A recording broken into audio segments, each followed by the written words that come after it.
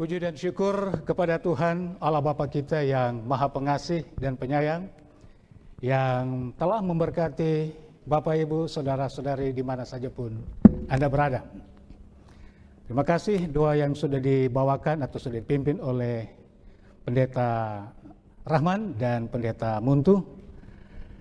Bapak Ibu yang dikasihi oleh Yesus Kristus, saya mau menyampaikan terima kasih kepada kita semua dan juga apresiasi di mana kita boleh berbakti bersama-sama walau lewat streaming media sosial Facebook, dan saudara-saudara di rumah, kami ada di tempat ini di studio. Nah, harapan kami walau dalam keterbatasan ini tidak mengurangi sukacita, ya sukacita kita berbakti menyembah Tuhan dalam satu seri pembahasan firman Allah dengan tema Saat Teduh bersama Allah. Nah, kita pada saat ini berada pada pembahasan yang ketiga, di mana kemarin pagi hamba Tuhan Pendeta Samuel Yotam Bidosano sudah menyampaikan firman Tuhan tentang Alkitab, dan petang hari Pendeta Frankie Sepang telah menyampaikan firman Tuhan, yaitu Yesus Kristus. Ya, Yesus Kristus yang Allah yang datang ke dunia untuk menyelamatkan kita orang berdosa. Jadi Yesus yang 100% adalah Allah dan manusia, dia datang menyelamatkan umat manusia berdosa ini. Nah, pada saat ini topik yang saya akan bawakan dalam seri Saat Teduh bersama Allah dengan tema penciptaan dan sifat manusia, saya berikan judul Jaminan Kristus. Jaminan Kristus. Nah, apa itu jaminan Kristus? Biasa kalau kita membeli satu produk, pasti ada garansi atau jaminan. Jaminan berapa lama kita gunakan baru mulai. Contohnya elektronik, katakanlah ada mungkin jaminan toko, lalu ada jaminan juga dari pabrik. Nah, pada saat ini apa sih jaminan Kristus? Mungkin Kristus adalah jaminanku. Apa itu? Nah, akan kita lihat Alkitab, kita akan coba, ini istilah kita menggali, ibarat harta yang terpendam, dan kita coba gali sedikit demi sedikit sampai kita temukan harta itu secara lengkap. Sebelum kita membaca Alkitab kita, mari saya mengajak sekali lagi kita berdoa. Sejenak kita berdoa. Bapa di sorga, ketika kami akan membuka firman-Mu, kami akan membaca, mendengar, juga merenungkannya. Kami butuh kuasa-Mu ya Tuhan, karena kami sadar kami orang berdosa, penuh dengan keterbatasan, kekurangan, kelemahan. Dan untuk itulah kami memohon dengan belas kasih-Mu kepada Bapa di sorga, kiranya Tuhan urapi kami kuasa untuk menolong kami, memberikan penjelasan, keterangan lebih baik, agar kami dapat memahami firman-Mu, dan gunakanlah hamba-Mu dalam menyampaikan firman Tuhan, di dalam Yesus Kristus, Juru Selamat kami. Amin. Nah, mari kita buka Alkitab, Bapak Ibu Saudara-saudari yang dikasihi Yesus Kristus, dimanapun Anda berada.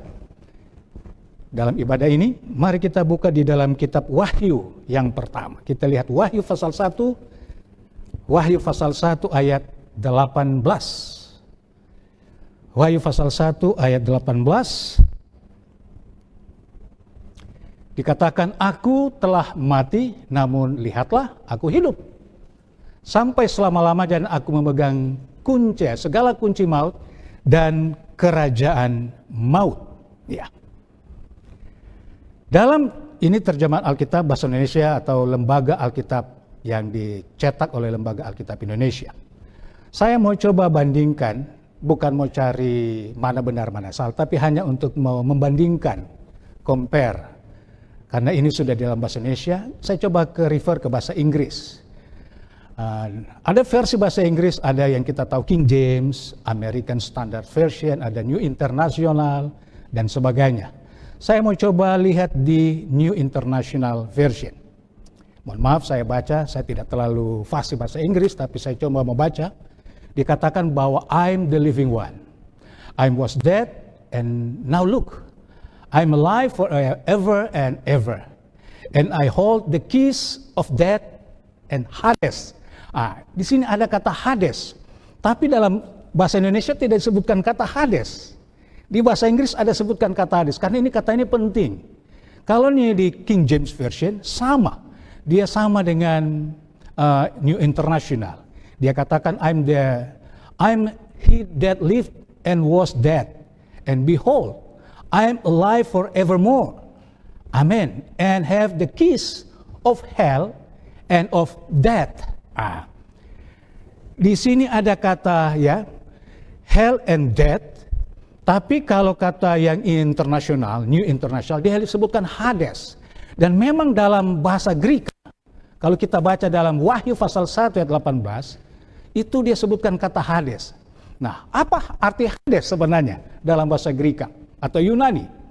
Nah, Hades dalam bahasa Yunani adalah kuburan. Nah, Bapak Ibu Saudara-saudara yang dikasihi oleh Yesus Kristus, ayat ini adalah intisari dari semua pekabaran Alkitab mengenai kemenangan atas maut. Ya, kemenangan atas maut atau kematian itu. Nah, kunci kuburan yang Yesus sebutkan ya, di tangan seorang sahabat kita. Sahabat yang terbaik, sahabat yang luar biasa.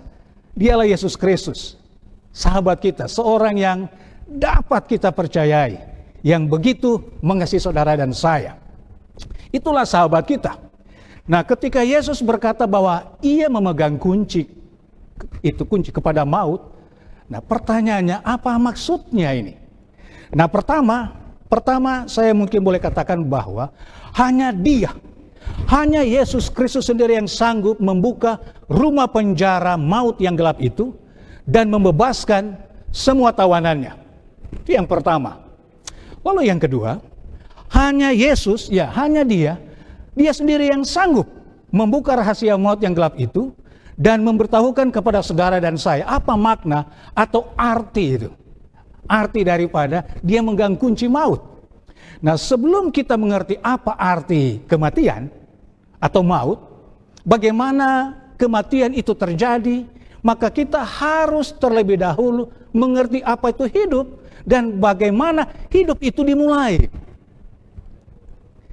Tentunya kita ingat dalam Alkitab kisah penciptaan dunia. Waktu Allah menciptakan langit, bumi dan segala isinya jagat raya ini. Itu bisa kita lihat di dalam Kejadian pasal 1 dan Kejadian pasal 2. Di dalam Kejadian pasal 1 ayat 24 dan 28, di sana Allah menciptakan segala makhluk itu pada hari yang ke-6. Jadi di hari yang ke-6 Allah menciptakan segala makhluk hidup. Ada ternak di sana, ada binatang melata, dan binatang liar, termasuk manusia. Jadi termasuk manusia, Tuhan menciptakan di hari ke-6. Dan pada hari ke-7, Allah berhenti. Kejadian 2 ayat 1, 2, dan 3. Topik yang lain nanti akan dibahas oleh pendeta yang lain. Nah, kita kembali, bagaimana proses penciptaan manusia itu? Proses penciptaan. Pada saat ini saya akan membagi kepada Bapak Ibu 7 kunci. Kan Yesus yang pegang kunci, maka ada 7 kunci yang akan coba kita lihat pada kesempatan ini ketika kita menggali harta ini firman Tuhan. Bagaimana proses penciptaan manusia? Di dalam Kejadian pasal 2 ayat 7, mari kita baca. Kita buka Alkitab kita di dalam buku Kejadian pasal 7, saya akan baca. Ketika itulah Tuhan Allah membentuk manusia itu dari debu tanah dan menghembuskan nafas hidup ke dalam hidungnya. Demikianlah manusia itu menjadi makhluk hidup. Kunci yang pertama, bagaimana hidup dimulai. Jadi ketika Allah bentuk manusia, dia buat dari debu tanah, dari ayat ini, bentuk, lalu dia tiup nafas hidup ke dalam manusia melalui hidungnya, dan manusia itu dia hidup, jadi makhluk hidup. Inilah proses Allah menciptakan manusia. Nah, Bapak Ibu, di sini Allah dalam beberapa kata sederhana di dalam ayat ini, dalam nats ini, Kejadian 2 ayat yang ke-7, kata sederhana ini menjawab pertanyaan yang membingungkan manusia ribuan tahun lamanya tentang kehidupan. Karena ada pemikiran dunia ini terjadi oleh karena Big Bang. Lalu ada proses berjuta-juta tahun sampai prosesnya di mana manusia ini ada. Nah, padahal kehidupan itu adalah karunia Allah langsung. Allah berikan kepada kita. Karena Alkitab yang mengatakan. Kita bicara Alkitab di topik pertama, Pendeta Bindo Sano sudah jelaskan. Nah, setelah hidup itu dikaruniakan, bagaimana hidup itu bisa dipertahankan? Apakah dengan manusia itu sudah menjadi sumber kehidupan dan tidak lagi bergantung kepada Allah? Nah, kita baca ini ayat penting, ayat yang 9. Kejadian 2 ayatnya yang ke-9. Mari kita baca Kejadian 2 ayat 9. Lalu Tuhan Allah menumbuhkan berbagai pohon dari bumi yang menarik dan yang baik untuk dimakan buahnya. Perhatikan kalimat berikut. Dan pohon kehidupan di tengah-tengah taman itu serta pohon pengetahuan tentang yang baik dan yang jahat. Berarti ada dua jenis, ada dua pohon. Pohon kehidupan di tengah-tengah taman itu serta pohon pengetahuan yang baik dan jahat. Nah, Bapak Ibu, bahwa pohon kehidupan itu adalah sebenarnya lambang ketergantungan manusia, saudara dan saya, pada Allah secara keseluruhan dan selamanya. Dan inilah peringatan yang kekal bahwa manusia itu tidak memiliki hidup. Manusia itu tidak memiliki hidup dalam dirinya. Seperti saya ini. Hidupnya itu tergantung pada penurutan. Penurutannya kepada Tuhan. Jika dia terputus dari fasilitas pohon pemberi hidup itu, maka hidupnya akan berhenti. Jadi disinilah kuncinya atau rahasianya. Penurutan. Yang pertama, kita sudah dapat bagaimana proses manusia itu. Yang kunci kedua, bagaimana kematian dimulai. Kita buka di dalam Kejadian pasal 2 ayat 15. Mari kita baca di dalam Kejadian pasal 2 ayat 15.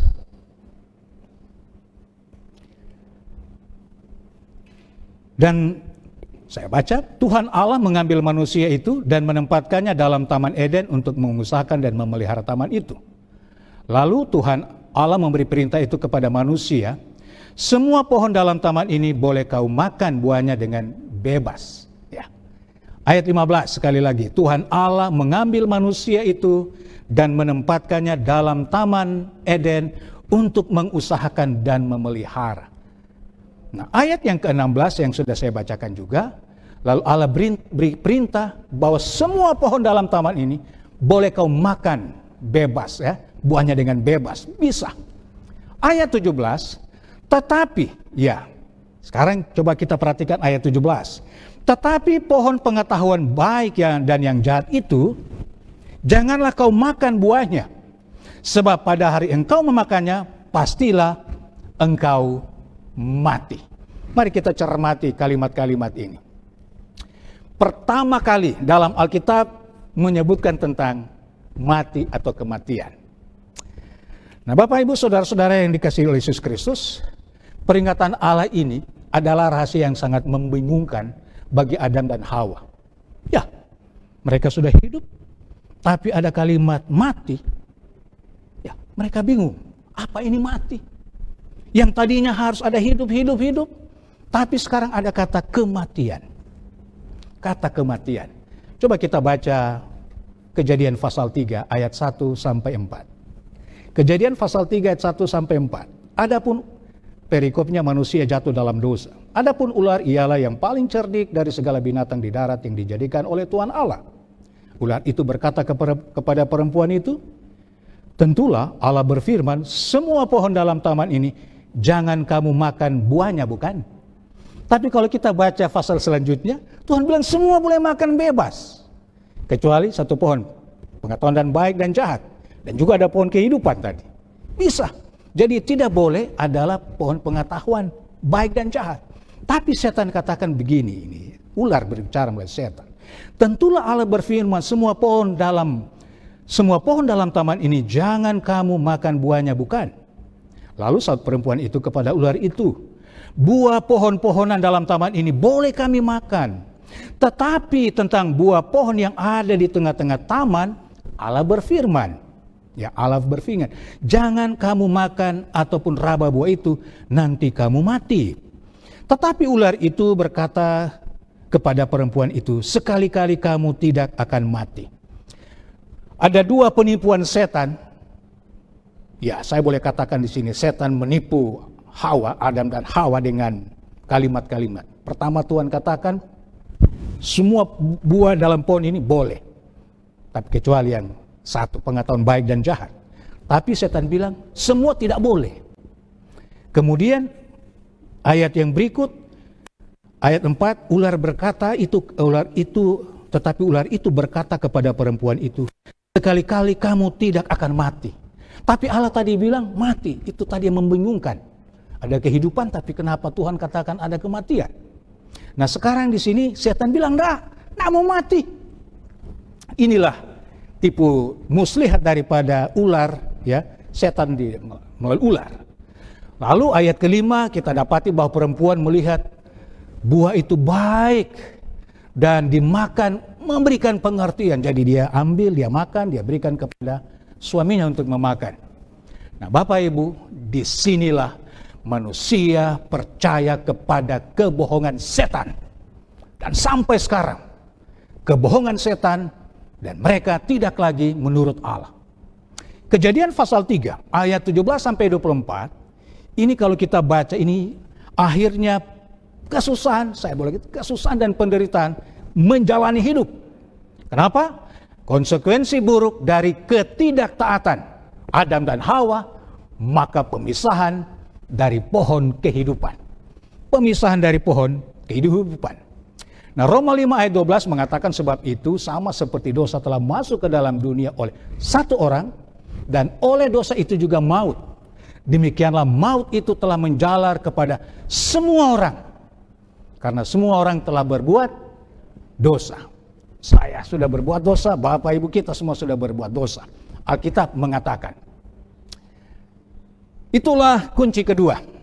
Kehidupan mulai, dan setelah itu bagaimana kehidupan mulai, dan kunci kedua adalah bagaimana kematian mulai. Kunci yang ketiga. Kita buka Alkitab kita di dalam Kejadian pasal 3. Kunci yang ketiga, kunci maut yang Yesus pegang. Apa itu? Bagaimana tubuh setelah kematian? Inilah pertanyaannya. Kita buka di dalam Kejadian pasal 3 ayat 19. Kejadian 3 ayat 19. Dengan berpeluh engkau akan mencari makananmu sampai engkau kembali lagi menjadi tanah. Karena dari situlah engkau diambil. Sebab engkau debu dan engkau akan kembali menjadi debu. Kalau kita baca ayat ini, cukup jelas, saya pikir tanpa penafsiran atau penjelasan, karena sudah terurai. Ya, sudah jelaskan di sini, tidak ada unsur keserasian boleh saya katakan, dan semua pengalaman manusia membuktikan sebutan Alkitab yang sederhana ini. Kita dari tanah, dari penciptaan tadi, Kejadian 2 ayat 7, Allah bentuk, berikan nafas hidup, dia tiup, manusia hidup. Nah, dia bilang ayat 19, dengan berpeluh engkau akan mencari makananmu sampai kembali menjadi tanah, menjadi debu. Karena dari situ engkau diambil. Nah, sebab engkau debu, jadi kita ini sebenarnya debu. Tubuh ini, kalau tanpa kehidupan, nafas hidup, debu. Ya, mohon maaf kalau kita cium ini, ya inilah bau tanah ini. Orang ini sebenarnya mengakui kita ini bau tanah. Jadi sudah cukup jelas bagaimana ini soal kunci yang ketiga, yaitu bagaimana tubuh setelah kematian. Sekarang saya pindah ke kunci yang keempat. Ada 7 kunci, kita sudah berada di kunci keempat. Kunci keempat, Alkitab mengatakan, mari kita buka di dalam Pengkhotbah pasal 12. Kita buka Alkitab kita di dalam Pengkhotbah pasal 12. Firman Tuhan mengatakan, ya, ayatnya yang ke-7. Kita buka Alkitab kita di dalam Pengkhotbah pasal 12 ayat 7. Firman Tuhan mengatakan, dan debu kembali menjadi tanah seperti semula, dan roh. Ya, Tolong perhatikan baik-baik. Dan debu kembali menjadi tanah seperti semula, dan roh kembali kepada Allah yang mengaruniakan. Kunci keempat saya boleh sebutkan ini adalah bagaimanakah dengan roh setelah kematian itu. Ayat ini tidak mengatakan, tolong perhatikan baik-baik ya, ayat 17, ayat 7 ini, ke Pengkhotbah 2 ayat 7. Saya baca sekali lagi, dan debu kembali menjadi tanah seperti semula, dan roh kembali kepada Allah yang mengaruniakannya. Ayat ini tidak mengatakan bahwa roh orang baik, kalau perhatikan, bahwa tidak ada bahwa roh orang baik kembali kepada Allah. Tidak. Pada waktu mati, ya tidak. Tidak dibedakan antara roh, ya tidak dibedakan antara roh orang baik dan roh orang jahat pada waktu kematian. Kalau menurut Alkitab dalam Pengkhotbah pasal 12 ya, ayat 7. Ayat ini ya, menurut ayat ini bahwa semua orang kembali, roh semua orang kembali kepada Allah pada waktu kematian. Nah, pertanyaan, apa sebenarnya itu roh? Dalam Alkitab dia berikan jawaban. Jadi semua ini pertanyaan timbul, Alkitablah jawabannya.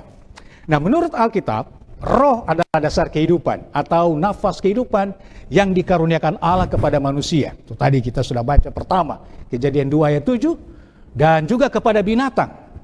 Kita bisa dapatkan referensinya, firman Tuhan mengatakan dalam Kejadian pasal 7 ayat 15, ayat 21 dan 22. Jadi roh ini adalah dasar kehidupan. Nah, kata Ibrani, karena ini perjanjian lama, kata Ibrani, kita perjanjian lama kan sebagian besar ditulis dalam bahasa Ibrani, ya, bahasa Ibrani dan juga sebagian kecil Aramaik atau Aram. Nafas ini, kata Ibrani yang umum adalah artinya ruah. Ruah yang diterjemahkan roh. Ayat itu saudara bisa lihat, mungkin bisa tulis kalau saudara penulis. Tulis itu nanti baca setelah acara ini. Di dalam Ayub 33 ayat 4 dan 34 ayat 14. Di mana roh dan nafas digunakan itu secara bergantian. Secara bergantian. Mari coba kita baca Pengkhotbah pasal 3. Selanjutnya kita baca Pengkhotbah pasal 3. Pengkhotbah pasal 3 ayat 19. Pengkhotbah pasal 3 ayat 19 sampai 21. Firman Tuhan mengatakan begini. Karena nasib manusia adalah sama dengan nasib binatang. Saya ulangi, karena nasib manusia adalah sama dengan nasib binatang, nasib yang sama menimpa mereka. Sebagaimana yang satu mati, demikian juga yang lain. Kedua-duanya mempunyai nafas yang sama, dan manusia tak mempunyai kelebihan atas binatang, karena segala sesuatu adalah sia-sia. Kedua-duanya menuju satu tempat. Kedua-duanya terjadi dari debu dan kedua-duanya kembali kepada debu. Siapakah yang mengetahui apakah nafas manusia naik ke atas dan nafas binatang turun ke bawah bumi? Aku ya sampai di situ. Saya pikir jadi tidak ada yang dibedakan kalau melihat manusia dan binatang sama nasibnya. Roh atas nafas kehidupan adalah karunia Allah yang sama-sama dinikmati oleh manusia, saudara dan saya, dan juga hewan. Hewan yang mungkin penciptanya lebih rendah dari manusia. Jadi dalam hal ini manusia tidak ada kelebihannya dari hewan. Tidak ada kalau dalam posisi ini. Mungkin perbedaannya waktu diciptakan. Tapi prosesnya sama. Roh atau nafas kehidupan itu milik Tuhan. Allah yang berikan. Mari di dalam Ayub pasal 27 ayat 3, kita baca Ayub 27 ayat 3. Ayub 27 ayat 3 mengatakan, selama nafasku masih ada padaku, dan roh Allah masih di dalam lubang hidungku. Lubang hidung saudara dan saya. Seperti kata Ayub. Mazmur 146 ayat 3 dan 4. Apa yang firman Tuhan katakan? Mazmur 146 ayat 3 dan 4, janganlah percaya kepada para bangsawan, kepada anak manusia yang tidak dapat memberikan keselamatan. Apabila nyawanya melayang, ia kembali ke tanah. Pada hari itu juga lenyaplah maksudnya.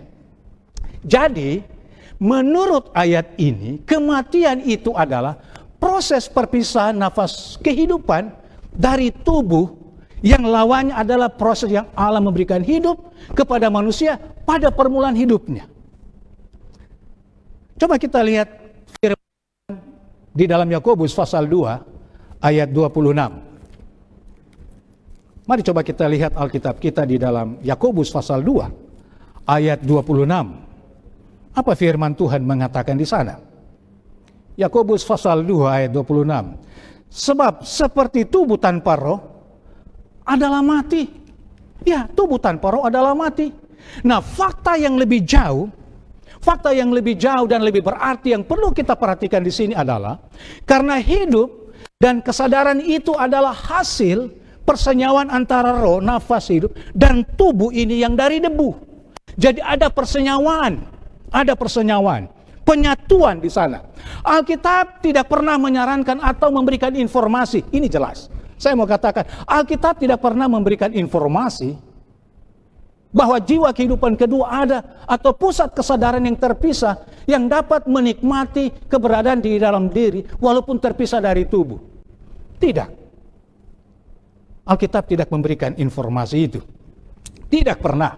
Tidak diajarkan dalam Alkitab atau firman Tuhan bahwa roh manusia mempunyai kuasa untuk kesadaran yang terpisah dari tubuh, lalu dia mempunyai intelijensia, dia merasa sakit, merasa sedih mungkin, atau sukacita, tertawa, atau dia ada rasa sensasi, mengingat atau kemauan, sesudah atau sebelum bersenyawa dengan tubuh. Tidak bisa. Pengetahuan atas fakta ini akan menolong saudara dan saya menyelamatkan kita dari kekacauan yang besar. Ya, ini akan menolong kita dari kekacauan yang besar. Jadi sudah cukup jelas. Makhluk hidup, nafas hidup dari Allah dan tanah, nah itulah. Tapi setelah dia terpisah, tidak ada lagi perasaannya. Demikianlah kunci keempat, bagaimanakah roh setelah kematian. Kita pindah ke kunci yang kelima. Bagaimana jiwa sesudah kematian? Ini pertanyaan penting yang di zaman sekarang ini kita harus perhatikan baik-baik. Iya. Yang kelima, bagaimana jiwa sesudah kematian? Kita baca kita refer kembali kepada Kejadian pasal 2 ayat 7. Mungkin kita baca sekali lagi supaya kita masih boleh ingat. Kejadian 2 ayat 7. Ketika itulah Tuhan Allah membentuk manusia itu dari debu tanah dan menghembuskan nafas hidup ke dalam hidungnya. Demikianlah manusia itu menjadi makhluk hidup. Allah membentuk manusia itu dari debu tanah dan menghembuskan nafas hidup ke dalam hidungnya. Jadi ini nafas hidup Allah yang punya. Demikianlah manusia itu menjadi makhluk hidup. Nah, sebagai hasil penyatuan, atau saya boleh ibaratkan, saya boleh sebutkan persenyawaan. Ya, persenyawaan antara nafas kehidupan dengan tubuh manusia menjadi satu jiwa yang hidup. Jadi ketika orang sensus, makhluk hidup seperti ini masih bergerak. Kalau dia sudah dikubur, tidak bisa kita sebutkan makhluk hidup. Ayat ini tidak menyebutkan bahwa manusia itu diberikan satu jiwa. Tidak. Kita baca tadi, Kejadian pasal 2 ayat 7. Dia tidak berikan satu jiwa atau ia memiliki jiwa. Tetapi itu suatu jiwa. Ketika kehidupan, itulah jiwa. Makanya kalau ada sensus cacah jiwa, artinya orangnya hidup. Tapi kalau orang yang mati tidak mungkin. Orang mau cacah orang sensus penduduk yang sudah mati. Lalu pertanyaan, apakah arti jiwa yang hidup? Jawabannya Alkitab. Menurut Alkitab, suatu jiwa yang hidup adalah suatu makhluk yang hidup. Yang mana seseorang yang memiliki kesadaran atau memiliki kepribadian. Itu kita bisa lihat di dalam, boleh dicatat dalam Kejadian 12 ayat 5 dan juga Kejadian 36 ayat 6. Serta buku Imamat pasal 4 ayat 2. Di mana istilah jiwa itu mengartikan manusia, saudara dan saya. Ya, diartikan manusia, saudara dan saya. Dapat kita bandingkan dengan Matius pasal 16. Kita bisa lihat di dalam Matius pasal 16. Matius 16 ayat 26 juga dibandingkan dengan Lukas pasal 9 ayat 25. Di mana Alkitab menggunakan istilah jiwa dan diri itu secara bergantian. Dan kenyataannya bahwa jiwa itu berarti diri. Manusia secara utuh. Kepribadian yang menyeluruh, kesadaran atau sadar hidup, bernafas sebagaimana fungsi secara wajar kehidupan manusia ini. Seperti saudara dan saya. Ya. Perlu dicatat dengan teliti bahwa tubuh sendiri bukanlah diri atau jiwa secara keseluruhan tubuh kalau dia tidak ada nafas hidup. Intelijensia tidak ada, ingatan tidak ada, emosi, sensasi, kemauan tidak ada.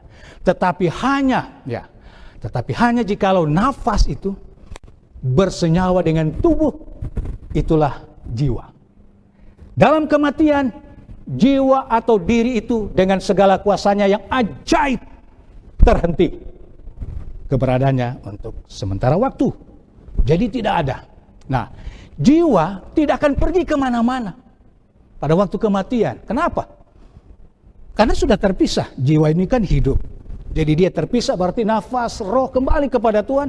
Tubuh ini kembali ke tanah. Ini Kejadian 2 ayat 7. Ia hanya berubah dari keberadaannya sebagai makhluk yang sadar kepada non-sadar. Makhluk, ya non-makhluk, mungkin saya katakan begitu. Atau dengan kata lain, mayat. Ya, berubah keberadaannya sebagai makhluk yang sadar kepada non-makhluk alias mayat. Biasa kan kalau orang sudah mati, nafas hidup tidak ada, kita akan sebutkan dia jasad atau mayat. Nah, ini anehnya. Saya seringkali bingung atau aneh juga. Tapi begitulah orang suka status di sosial media. Mohon maaf, saya sentil sedikit. Seringkali saya baca, ya mungkin karena simpati, saya juga memaklumi. Karena kita simpati kepada keluarga, umpamanya ungkapan duka cita kepada orang yang berduka. Keluarga yang berduka, keluarga besar. Lalu kita status, selamat jalan kepada titik-titik. Padahal dia sudah mayat. Dia tidak dengar apa-apa. Dia tidak baca, kecuali kalau dia bawa handphone, dipetik lalu dia mau balas. Terima kasih sudah menyampaikan selamat jalan. Saya sudah tiba dengan selamat. Kan aneh. Iya kan? Masa kita mau sebutkan selamat jalan kepada orang yang sudah mati? Seperti umpamanya saya mati. Lalu kawan saya Pierre Kolinuk, lalu dia status. Selamat jalan my friend pendeta Hari Wawuruntu. Padahal kita ada di situ. Nggak pergi kemana-mana kawan. Kita ada di situ. Tapi tubuh itu kan tanah kalau sudah mati. Jadi di sini ketika orang status selamat jalan, saya pikir ini salah. Kita masa kenapa sebutkan kepada mayat? Dia tidak akan jawab. Bro, saya sudah tiba di sana, aman-aman kita. Bye-bye. Nggak kan? Saya mengerti mungkin maksudnya. Mungkin kalau kepada keluarga, kita simpati kepada keluarga. Kalau begitu, kalimatnya kita rubah. Turut berduka cita dengan meninggalnya sahabat saya ini, dan sebagainya. Dan disinilah ini saya boleh katakan, inilah penipuan setan yang masih terbawa sampai sekarang. Selamat jalan kepada orang mati. Aneh. Dan itulah yang setan bilang, kamu tidak akan mati. Padahal Tuhan bilang kalau kamu makan, mati. Tapi setan bilang, enggak. Sampai terbawa saat ini. Ya mohon maaf, saya bukan mau menyinggung. Tapi fakta Alkitab jelas. Fakta Alkitab jelas. Pengkhotbah pasal 9 ayat 5. Mari kita coba lihat bagaimana orang yang sudah mati. Pengkhotbah 9 ayat 5. Karena orang-orang yang hidup tahu bahwa mereka akan mati, tetapi orang yang mati tidak tahu apa-apa. Ya, dia tidak bisa membalas saudara punya status setiba dengan selamat. Tetapi orang yang mati tidak tahu apa-apa. Tidak ada upah lagi bagi mereka. Bahkan kenangan kepada mereka sudah lenyap, sudah habis. Pengkhotbah 9 ayat 6. Baik kasih mereka maupun kebencian dan kecemburuan mereka sudah lama hilang. Dan untuk selama-lamanya tidak ada lagi kebahagiaan mereka dalam sesuatu yang terjadi di bawah matahari. Ayat 10 Pengkhotbah 9. Segala sesuatu yang dijumpai tanganmu untuk dikerjakan, kerjakanlah itu sekuat tenaga. Karena tak ada pekerjaan atau pertimbangan, pengetahuan dan hikmat dalam dunia orang mati. Kemana engkau pergi? Mazmur 6 ayat 9, ayat 5 maksud kami. Mazmur 6 ayat 5 firman Tuhan mengatakan, sebab di dalam maut tidaklah orang ingat kepadamu. Saudara semua ingat. Siapakah yang akan bersyukur kepadamu di dalam dunia orang mati? Mazmur 115 ayat 7. Bukan orang-orang mati akan memuji-muji Tuhan. Ya, dan bukan semua orang yang turun ke tempat sunyi. Kisah para Rasul pasal 2 ayat 29. Kisah para Rasul pasal 2 ayat 29. Saudara-saudara, aku boleh berkata-kata dengan terus terang kepadamu tentang Daud, bapa bangsa kita. Ia telah mati dan dikubur. Dan kuburannya masih ada pada kita sampai hari ini. Mungkin kalau saudara ke Israel dalam perkunjungan napaktilas rohani, mungkin saudara bisa pergi ke sana dan lihat. Ditunjukkan, saya juga tidak tahu, tanya kepada guide ini original. Mereka akan bilang, who knows, siapa yang mau tahu, tapi paling tidak ada kuburan Daud di sana. Ayat 34, kisah 2 ayat 29, sebab bukan Daud yang naik ke sorga. Artinya, Daud belum ke sorga, dia masih ada di kubur. Mungkin pertanyaan, kalau ada Elia, ada Musa, siapa lagi? Henok. Itu haknya Tuhan, Tuhan yang maha kuasa. Dia mau surga, siapa yang pergi? Ya dia punya hak. Itu prerogatifnya Tuhan.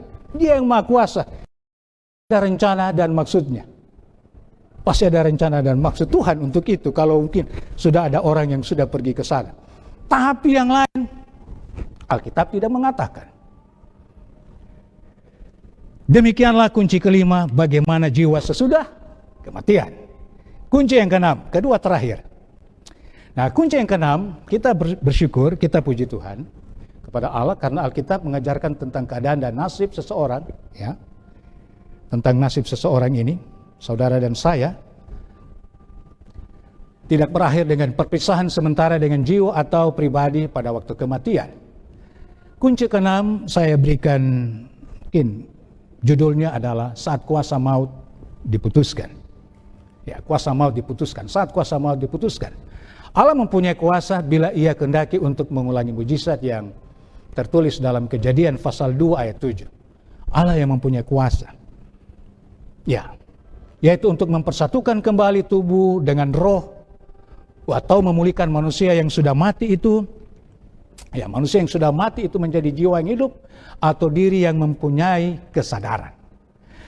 Alkitab mengatakan di dalam pertama Korintus 15 ayat 21 dan 22, ya, inilah yang disebut dalam Alkitab sebagai kebangkitan orang mati. Kita patut bersyukur untuk itu. 1 Korintus 15 ayat 21, sebab sama seperti maut datang karena satu orang manusia, demikian juga kebangkitan orang mati datang karena satu orang manusia. Karena sama seperti semua orang mati dalam persekutuan dengan Adam, demikian pula semua orang akan dihidupkan kembali dalam persekutuan dengan Kristus. Yohanes 5, kita buka di dalam Yohanes pasal 5. Informasi Alkitab mengatakan Yohanes 5 ayat 28.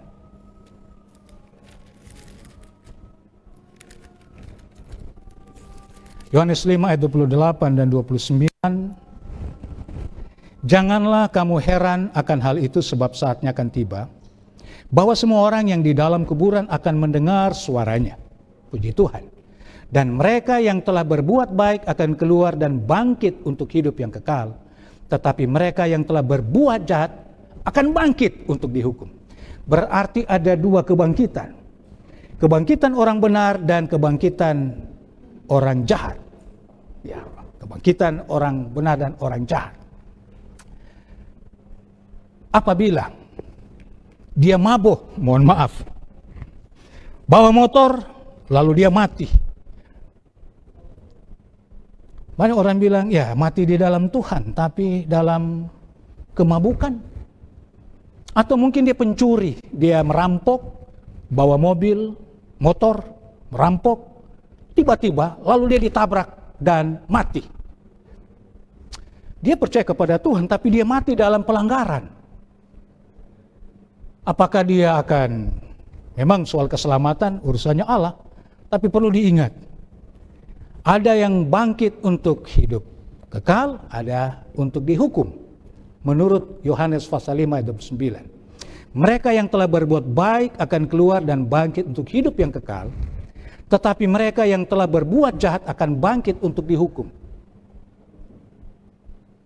Kalau kita mati di dalam Tuhan, walaupun dalam tanda petik baru selesai melanggar, mungkin mencuri, merampok, masa Tuhan pelanggar? Ini kan perlu direnungkan.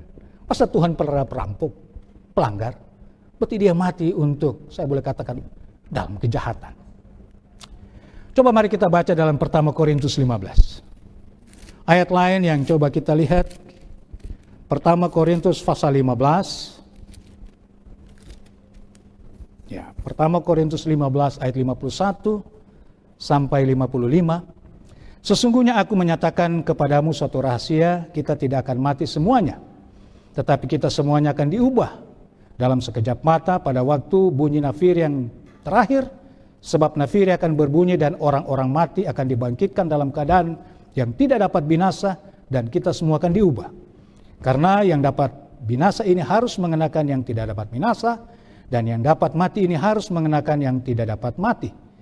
Dan sesudah yang dapat binasa ini mengenakan yang tidak dapat binasa, dan yang dapat mati ini mengenakan yang tidak dapat mati, maka akan genaplah firman Tuhan yang tertulis, maut telah ditelan dalam kemenangan. Sesungguhnya ya, Tuhan menyatakan suatu rahasia kepada kita. Kita bersyukur untuk itu. Dan mari coba kita lihat lagi, kiranya apa yang saya baca bisa saudara pahami. Dan mari coba kita lihat di dalam 1 Tesalonika pasal 4 ayat 16 sampai 18. Saya akan baca juga ini dalam 1 Tesalonika pasal 4 ayat 16 sampai 18. Sebab pada waktu tanda diberi, yaitu pada waktu penghulu malaikat berseru dan sangkakala Allah berbunyi, maka Tuhan sendiri akan turun dari sorga, dan mereka yang mati dalam Kristus akan lebih dahulu bangkit. Ya, mereka yang mati di dalam Kristus akan lebih dahulu bangkit. Berarti yang tidak di dalam Kristus belum. Sesudah itu kita yang hidup yang masih tinggal akan diangkat bersama-sama dengan mereka dalam awan menyongsong Tuhan di angkasa. Demikianlah kita akan selama-lamanya bersama-sama dengan Tuhan. Karena itu hiburkanlah seorang akan yang lain dengan perkataan ini.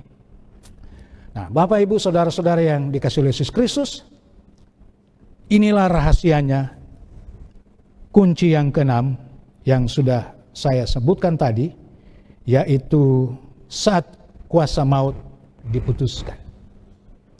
Kita pindah pada kunci yang terakhir, yang ketujuh, di dalam Kisah Para Rasul pasal 7 ayat 60. Kunci yang terakhir, Kisah Para Rasul pasal yang ke-7 ayatnya yang ke-60. Saya akan bacakan. Sambil berlutut ia berseru dengan suara nyaring, ya, Tuhan janganlah tanggungkan dosa ini kepada mereka. Dan dengan perkataan itu meninggallah ia. Saya mungkin kasih ayat ke-7, kunci 7, namanya apakah artinya kematian bagi orang Kristen? Apa arti kematian bagi orang Kristen yang percaya kepada Kristus? Ya, orang-orang yang percaya kepada Kristus. Saya sudah baca tadi Kisah 7 ayat 60. Dan dengan perkataan itu meninggallah ia. Mungkin saya mau coba pindah Alkitab atau terjemahan versi yang lain. Versi American Standard Version. Mohon maaf. American Standard Version. Apa disebutkan? Saya baca ayatnya. And he kneeled down and cried with a loud voice, Lord, lay not this sin to their charge. And when he has said this, he fell asleep. Alkitab di sini mengatakan he fell asleep. Jadi bagaimana? Apa maksudnya kalau he fell asleep? Kalau kita tahu biasanya. Apa arti kematian bagi orang Kristen? Apa arti kematian bagi saudara dan saya?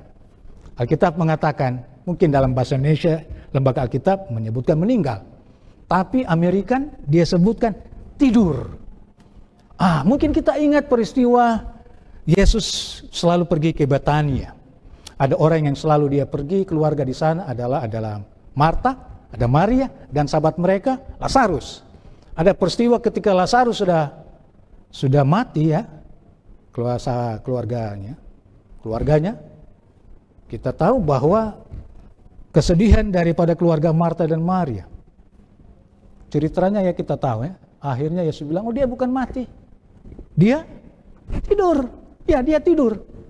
Jadi kematian bagi saudara dan saya bagi orang Kristen, tidur. Itu juga dalam King James, dia sebutkan sama. King James Version dia sebutkan begini. And when he said this, he fell asleep. Dia tidur. Jadi yang pertama, kematian bagi orang Kristen, tidur.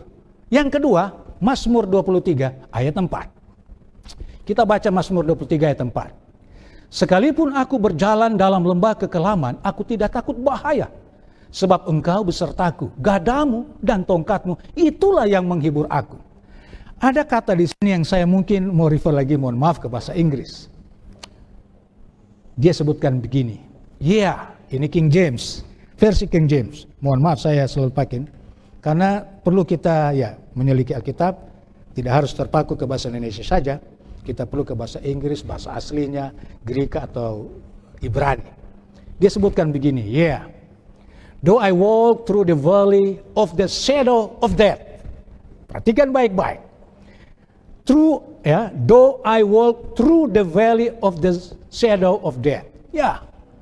Walaupun aku berjalan melalui lembah bayangan kematian. Bayangan, dia ada sebutkan shadow. Jadi bagi orang Kristen, kematian itu hanya bayangan. Pertama tidur, kedua bayangan. Lalu yang ketiga, terakhir, 1 Korintus 15 ayat 55. Kita baca ini, 1 Korintus 15 ayat 55. Hai maut, di manakah kemenanganmu? Hai maut, di manakah sengatmu? Yang ketiga, saya boleh katakan, musuh yang sengatnya sudah dipatahkan. Jadi bagi orang Kristen kematian itu tidur, pertama, kedua bayangan, dan musuh yang sengatnya sudah dipatahkan. Sudah dikalahkan. Kesimpulan pekabaran pada malam hari ini, Bapak Ibu, saudara-saudara yang kekasih dalam Yesus Kristus. Dari 7 kunci yang saya sudah jelaskan, saya masuk kesimpulan di dalam Roma pasal 8. Roma pasal 8, kita baca Roma pasal 8 ayat 38 dan 39. Roma pasal 8 ayat 38 dan 39. Sebab itu aku yakin bahwa baik maut maupun hidup, baik malaikat-malaikat maupun pemerintah-pemerintah, baik yang ada sekarang maupun yang akan datang, atau kuasa-kuasa, baik yang di atas maupun yang di bawah, ataupun sesuatu makhluk lain, tidak akan dapat memisahkan kita dari kasih Allah yang ada dalam Kristus Yesus, Tuhan kita. Tidak akan dapat memisahkan saudara dan saya.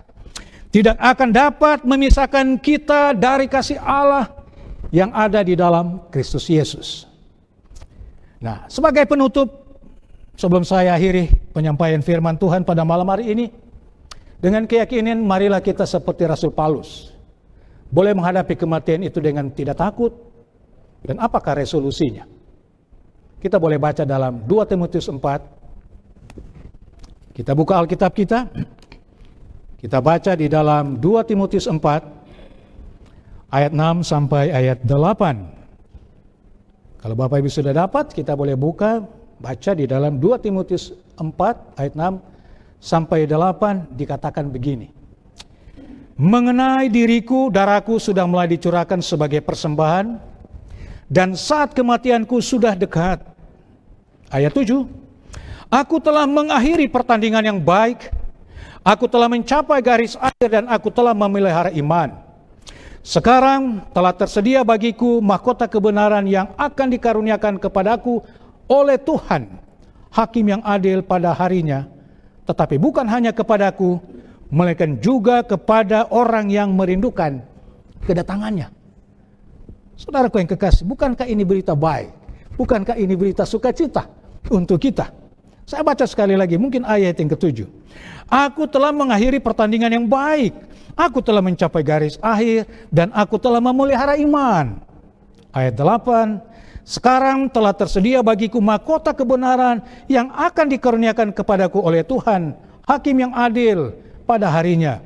Tetapi bukan hanya kepadaku, melainkan juga kepada semua orang, saudara dan saya, semua orang yang merindukan kedatangannya. Nah, kita bersyukur Rasul Paulus yang kekasih, dia juga mempunyai komitmen atau filosofi hidup. Kita baca di dalam ayat terakhir.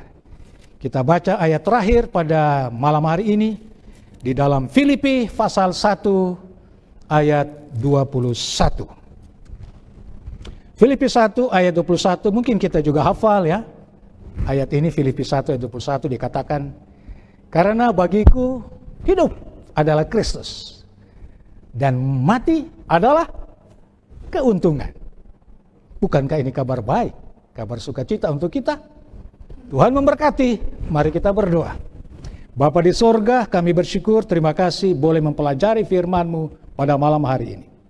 Kiranya firman yang sudah kami baca, dengar, dan renungkan, dengan pertolongan dan bantuan Allah, kami boleh memahami lebih baik, lebih jelas, lebih mengerti akan kehendak Tuhan. Kami hidupkan dalam kehidupan kami setiap hari. Terima kasih Tuhan atas firman-Mu yang berkuasa. Di dalam Yesus Kristus, Juru Selamat kami, hamba berdoa. Amin.